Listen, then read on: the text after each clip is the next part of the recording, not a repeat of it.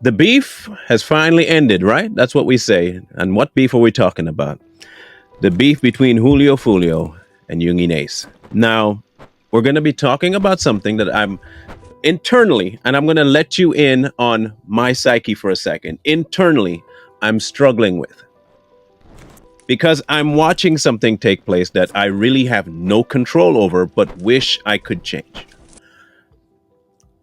I want to sit down and have a conversation with everybody out there who is a fan of these two individuals and rap music in general, because I think we need to be pointed in a direction that hopefully will open our eyes to something a little bit more nefarious than we think exists. The beef came to a head finally when Mr. Julio was shot dead in front of a hotel. Florida rapper Julio Foolio was shot and killed in a Tampa hotel parking lot. Foolio, whose legal name is Charles Jones, was celebrating his 26th birthday when it happened. According to his lawyer, Jones was at an Airbnb Sunday when his group was asked to leave because there were too many people there. They then ended up at a Holiday Inn hotel nearby where the rapper was gunned down. The beef kind of has a almost decade-long travesty to it because they've been going at it back and forth. Both of them have gangs that they are, well, I guess they call them gangs. Ace has a gang called Ace Top Killers, and Julio had a group called Kill Them All. And the whole thing kind of started out with one group taking out another person in another group, and they went out and got vengeance on that person. And eventually one of them made songs about the person they just killed, and now all of a sudden he's dead. But you know that shit a case closed. One of them dead boys to say all I do is say go. Drop a op, drop a thought, any minute, mighty mo. I told a rocket when I tried. I want to talk about the underlying root of all of this. And what is it? It is the propensity that we have as a society, Black society specifically, to gravitate towards the ending of another person if we have an issue with them. We seem to think that if I have a problem with somebody, rectifying it through communication is off the table. Rectifying it through the law, off the table. But if we want to really take care of it, we kill them. How did we get to that point? Well, Corey has always talked about the slow frog thing, but he's also talked about the feeding of the dog thing. And this is where this particular one kind of meshes. It's the feeding of the dog. For decades, rap music has been around. And everyone keeps saying, well, it was different back in the day. Was it though? Was it different back in the days of Tupac and Biggie? They had beef. How did that end up? Is it really any different? Is it different than the days of the Compton era? Is it different? Is it different than the Memphis style of rap where you kill each other and then you sing about the exact same murder in detail? Is it any different? It's not. It has been going on for forever. You sing about what you do, right? And then you do what you sing about. The cycle builds itself. So which one came first? The action. Then came the glorification of the action. And the glorification took on its own personality in the form of rap music and became the culture. All pushed by top people in the industry, both white and Black. And their goal was to create in the minds of the young generation, the way to handle a problem that you have with your brother is to kill him. And not just kill him. You want to make sure that he knows you did it. So the niggas watch what they saying to me. Nigga, I kill for shit like this. Nigga, I live for shit like this. And you want to invite him to retaliate so that he can become the same kind of killer you are. Then he does. And the back and forth becomes a normal thing. And here we have inner city gang violence like it's 40 going north. But then we want to say that it's poverty that's causing it. Is it though? Is it poverty? Or is it mindset plus poverty? Because I'm sure not all broke people go violent on each other. I'm sure there's another factor that you have to count in here. And this is where this one comes in. The factor is that the culture itself is telling you that that is how you're supposed to react. That's what you're supposed to do. When you listen to rap music all the way back, I don't care how far back you want to go, There were two main premises of the topic of the song: a woman and an enemy. Heck, they got groups named Public Enemy #1. They made a living off of this. The entirety of the industry is based around rebellion. And not even rebellion against an establishment, rebellion against each other. Do you not realize that almost every rap song speaks about going against one of your own, not against an establishment? Have you realized that yet? Have you not seen that the amount of content that is put out there in the form of rap music is not aimed at the institution that may have caused whatever problem you have? It's always aimed at the resulting, always aimed at the people affected by the same system. You say there's a problem with white America. Let's run this rabbit once and for all. Let's go down this rabbit hole. You say there's a problem with white America taking out black America. Let's just say that were true for just this conversation alone. How is it that we still kill more of ourselves than we do them? If I genuinely, honestly, to my core, honestly believed that a member of society that looked a certain way were hell-bent on my destruction to the point where they killed us to the tunes of 700 a year, 900 a year in various cities throughout the United States, why would I consider myself hardcore, tough, and let them go? But instead, I internalize all that rage and I aim it towards somebody else going through the same thing I say I'm going through. What sense does that even make? You know why it doesn't make sense? Because it's not true. You don't genuinely believe that. But it's a great gateway for you to do whatever you want to your friend, to your brother, to your neighbor, to people that look like you. It's a great excuse. You see, because you can do it and then say, it's my situation. Meanwhile, the exact same thing preaching in the song is keeping you in that situation. Perpetual cycle of going nowhere, spinning tires in mud. It may sound like I'm talking from a position of haughtiness, but it's what you call observation. I can see. And in my observation, the best thing that we can do is to bring it to your attention and see what you do with the information. Here's what we suggest. When things like this happen, where two young men decide to follow the mold that society has built and end up eradicating each other, two young lives just gone. Instead of doing that, how about we look at the people that do it right and hail them? Just a novel thought. How about you just go after the positive? How about if the next time you have beef with somebody, you reason it out? You talk. Why do we always need to resort to grabbing a weapon and going about ending any hopes? You might be killing your best friend.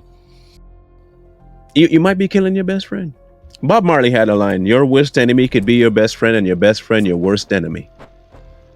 Because sometimes you never know who to trust, right? But you know how you'll never get to trust in somebody? If they die first. We have become a society, the black people, I'm talking specifically to black America. We have given into this idea that we are barbarians. We like to say that we're not. I get it. And when people say it, it's a problem. But have you not looked, like honestly looked to see where the problem lies? It's internal. It's us. We are our own worst enemy. We are definitely the number one predator upon ourselves. All I have to do is listen to your songs. That's all I have to do is listen to the songs. Every time we listen, we hear one main theme. If you cross me, I kill you. If you cross my homie, I kill you. If you look at my girl, I kill you. Look, at some point, we have to take off these blinders that we've been wearing for so long and realize, I don't care how catchy the beat is. I don't care how impacting it makes your emotions jump and all that stuff. You have to start engaging critical thinking. What benefit is there? Now, hear me out. If the society as a whole is indeed run by a certain type of people that don't want to see you prosper, if that is the truth 100%, why would you end the life of a fellow person going through that same struggle only to end up under the care of the people you say hate you? What sense does that make? Why would you purposefully put yourself in a place where they have jurisdiction over your future? How about we act like you honestly believe that? What would happen if Black America started behaving as though the enemy they say exists really is there? You know, what would really see happen? You would actually see you call to leave all semblance of relationship with them. That's not happened yet. I mean, there's a fringe group of them that say, yeah, we need to not incorporate ourselves in them, but they'll turn around and ask them for things like reparations. You see my problem? We don't really fully believe what we say. Well, what if you did? Do you think the violence would go down?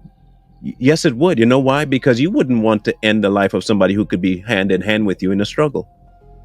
You'll realize there is strength in numbers. Not strength in absenteeism, strength in numbers.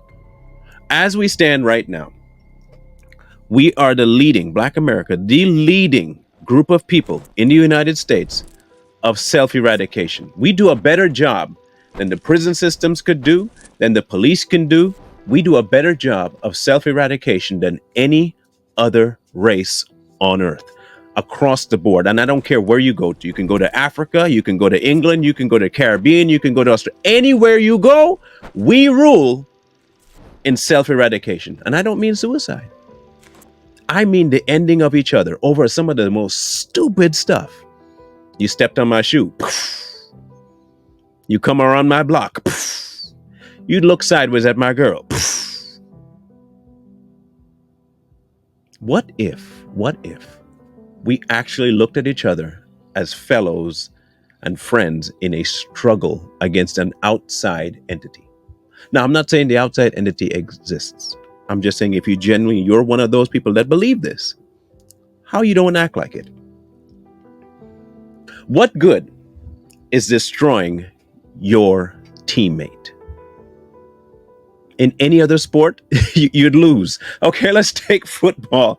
If I'm a QB, all right, and I say, all right, we're going set, and then you decide to push your center over, resulting in a penalty.